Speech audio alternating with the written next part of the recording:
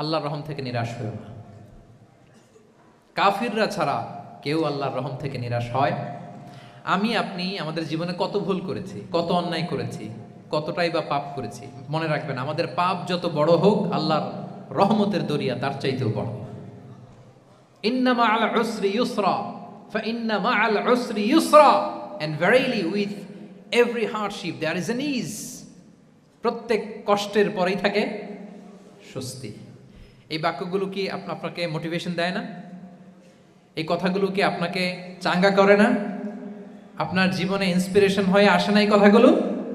ওয়ালা তাহিনু ওয়ালা তাহজানু ওয়া আনতুমুল আ'লাউনা ইন কুনতুম মুমিনিন। চিন্তা করো না, হতাশ হয়ো না, তোমাদেরই বিজয় হবে যদি তোমরা মুমিন হও। আল্লাহু আকবার।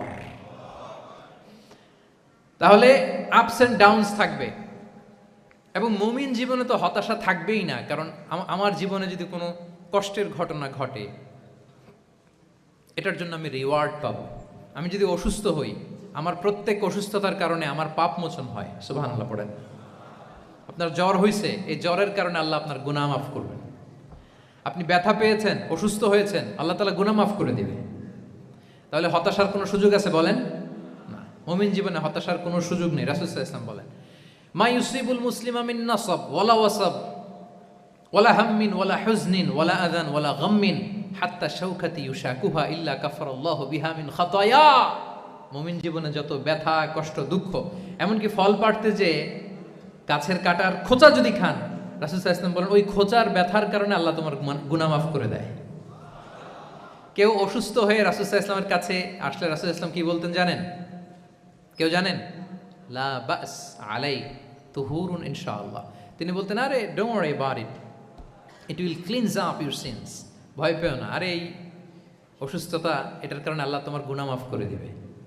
সুবহানাল্লাহ। তাহলে অসুস্থ ব্যক্তি আর উজ্জীবিত হতো না? রাসূল সাল্লাল্লাহু আলাইহি ওয়াসাল্লাম অসুস্থ ব্যক্তিকে দেখলেই মাথায় হাত বুলিয়ে দিতেন, দোয়া করতেন, আল্লাহুম্মা রাব্বান নাস আযহিবিল বাস ইশফি আনতা শাফি, দোয়া করে দিতেন। আর বলতেন, আরে ভয় পেও না, এই অসুস্থতা তোমার গুনাহ মাফ করে দিচ্ছে। তাহলে অসুস্থতার মধ্যেও তারা উজ্জীবিত হতো। আমরা মানুষকে আশাবাদী করব, ভয় দেখাবো না। অসুস্থ মানুষকে ভিজিট করতে গেলে আপনারা কি করেন? ভয় দেখান নাকি? না, আশাবাদী করবেন। বলবেন যে আরে কি অসুস্থতা, আপনার দেখে অনেক সুস্থ লাগতেছে, বলতে পারবেন না? কিন্তু আমরা কি করি? কেউ অসুস্থ হইলে ওই অসুস্থতায় সবচেয়ে কষ্ট পেয়ে যে মারা গেছে তার হিস্ট্রি বলা শুরু করি। এরকম করে না অনেকে? ধরেন যে একজন ক্যান্সারের পেশেন্টকে দেখতে গেছেন, এইবার যে আপনার কোন খালা ক্যান্সারে কিভাবে ধুকে ধুকে মরছিল,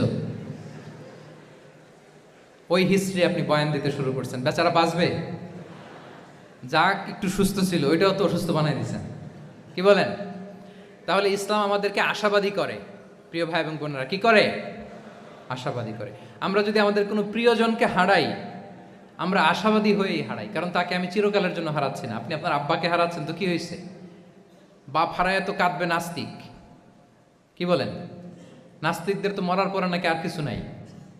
হ্যাঁ, দেখবেন আপনাদের সামনে সামনে অনেক কিছু বলে যে কিছু নাই, যা দেখি না, বিশ্বাস করি না। একা একা যখন মৃত্যুর পরে কি হবে চিন্তা করে ওর দম বন্ধ হয়ে আসে। ইসলাম মানুষকে আশাবাদী করে। দেখেন আমরা কত দূর দেখি, কত দূর ভাবি। আমার দাদা মারা গেছে, এটা আমার কোনো টেনশনেরই কারণ না, কারণ আমি সবসময় ভাবি আমার দাদাকে আমি ওপারে যেয়ে পাবো। আমার আব্বাকে আমি হারিয়েছি তো ওপারে পাবো। আমার বন্ধুকে আমি হারিয়েছি, কাছের বন্ধুটা যে আমার জন্য খুব ইন্সপিরেশন ছিল, সাময়িক বিচ্ছেদ এটা আমাদের জন্য, কারণ আমরা ওই জগতে বিশ্বাস করি। আল্লাহু আকবার। তাহলে হতাশা আমাদের ডিকশনারিতে আজকে থেকে রাখা যাবে। বিশ্বাসীরা কি করে? আল্লাহর উপর ভরসা করে। কি করে? কার উপর?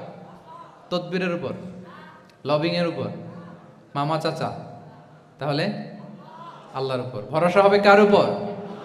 ফাইদা আযামতা ফাতাওয়াক্কাল আলাল্লাহ, আল্লাহর উপর ভরসা করব। এমনকি ঘর থেকে বের হওয়ার সময় রাসূল সাল্লাল্লাহু আলাইহি ওয়াসাল্লাম আমাদেরকে বলেছেন আল্লাহর উপর তাওয়াক্কুল করো। আমরা কি দোয়া পড়ি বলেন তো ঘর থেকে বের হয়ে? বিসমিল্লাহি তাওয়াক্কালতু আলাল্লাহ। এই তাওয়াক্কুল নিয়ে আমাদের অনেক মিসকনসেপশন আছে। আমাদের মধ্যে একটা প্রবণতা আছে, অনেকে বলে যে যা হবে হবে, আল্লাহ ভরসা, যা করে আল্লাহ, আল্লাহ ভরসা। এটা it's not the concept of তাওয়াক্কুল, এটা তাওয়াক্কুল নয়। ইসলামে তাওয়াক্কুল is always at the second step. The first step is your effort. প্রথমে আপনি চেষ্টা করবেন, এরপরে আপনি আল্লাহর উপর তাওয়াক্কুল করুন। কিছু না করে যদি বলেন আমি আল্লাহ ভরসা, এটা আল্লাহ ভরসা হয়েছে? এটা আপনার মন গড়া একটা কথা হয়েছে, কিন্তু এটা তাওয়াক্কুল হয়? আমাদের অনেকে অলসতা, অকর্মণ্যতা, অপারগতা, হীনমন্যতা এগুলোর তাওয়াক্কুল বানায় ফেলেছে। হাত গুটায় বসে থাকবে, কাজ করবে না, অলস, আর বলে কি আল্লাহ ভরসা। রিজিকের মালিক আল্লাহ, কিছু করবে না আর বলে আল্লাহ ভরসা। প্রিয় ভাইরা, রাসূল সাল্লাল্লাহু আলাইহি ওয়াসাল্লাম তিনি অলসতা, অকর্মণ্যতা, হীনমন্যতা, কাপুরুষতা, ভীরুতা এগুলো থেকে আল্লাহর কাছে পানাহ চেয়েছেন। নিজের সাধ্যের সবটুকুন তিনি করেছেন, তারপরে আল্লাহ ভরসা করেছেন।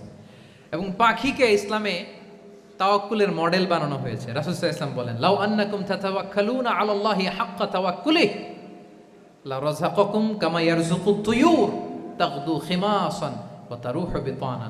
মানে তোমরা যদি পাখির মতো তাওয়াক্কুল করো, তাহলে পাখিকে আল্লাহ যেমন রিজিক দেয় তোমাদেরকেও রিজিক দিবে। পাখি কি করে বলেন তো? প্রতিদিন সকালবেলায় ওর ঘরের ভিতরে বসে বলে যে আল্লাহ ভরসা, বলে? বরঞ্চ কি করে সে? সকাল সকাল কিচির মিচির রবে দিক দিগন্ত মাতিয়ে সে বের হয়ে যায়, সারাদিন ঘুরতে থাকে। তাহলে খালি পেটে সকালবেলায় পাখিগুলো বের হয়ে যায়, আকাশে বাতাসে ছুটে বেড়ায়, আর বিকেল বেলায় ওদর পূর্তি করে প্রতিটা পাখিকে তার নিড়ে ফিরিয়ে দেয় কে? আপনারা তো বোঝা অনেক সহজ। এটা তো নাকি একেবারে আপনাদের জাহাঙ্গীরনগর, এটা তো নাকি পাখিদের অভয়ারণ্য শুনলাম আমি, কখনো আসা হয়নি আমার, দিনের বেলা আসা দরকার ছিল, তাহলে আপনাদের ক্যাম্পাস বিউটি আমি দেখতে পেতাম। তো পাখি কিন্তু বসে থাকে না, সকালে কি করে? খালি পেটে পাখিগুলো বেরিয়ে যায়, ওরা ওদের রোল প্লে করে, চেষ্টা করে, এরপরে বিকেলবেলা ওদর পূর্তি করে তাদেরকে নেড়ে ফিরিয়ে দেয় কে? তাহলে পাখিকে তাওয়াক্কুলের মডেল বানানো হয়েছে। আপনি হাত গুটিয়ে বসে থেকে বললেন আল্লাহ ভরসা, এটা হয়েছে না। আপনি আপনার সর্বোচ্চটুকুন চেষ্টা করবেন, সব করার পরে এরপরে আপনি বলবেন আল্লাহ ভরসা। তাহলে তাওয়াক্কুল হলো প্রথমে যে কোনো জিনিস অ্যাচিভ করার জন্য পরিকল্পনা করা, তারপর সে পরিকল্পনা বাস্তবায়নের উপায় বের করা, তারপর বিভিন্ন উপায় উপকরণের সাহায্য নিয়ে সেটা অ্যাচিভ করার জন্য প্রাণান্তকর প্রচেষ্টা চালিয়ে যাওয়া, অবশেষে ফলাফলের জন্য কার উপর নির্ভর করা। দিস ইজ কল্ড তাওয়াক্কুল। এখন আমি কিছুই করলাম না, বললাম যে যা করে আল্লাহ, তাওয়াক্কুল হয়েছে তো না?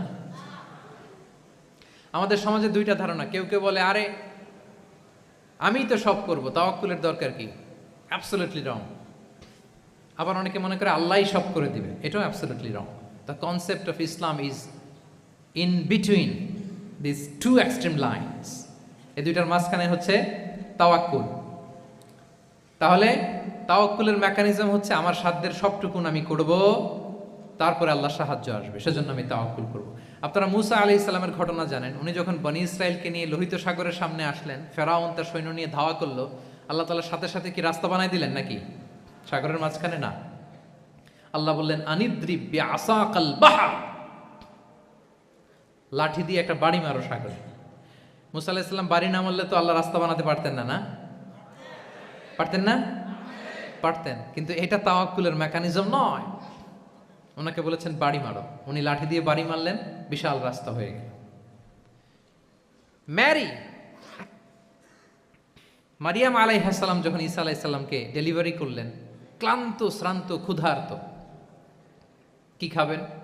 আল্লাহ তাআলা বললেন ওয়াহুজ্জি ইলাইকি বিজিযইন নাখলাতি তুসাকিত আলাইকি রুতাবান জানিয়া। মানে মারিয়াম একটু কষ্ট করে উঁচু হয়ে পাশে একটা খেজুর গাছ আছে, ওটা ডাল ধরে টান দাও, টসটসে পাকা খেজুর পড়বে নিচে, ওটা খাও।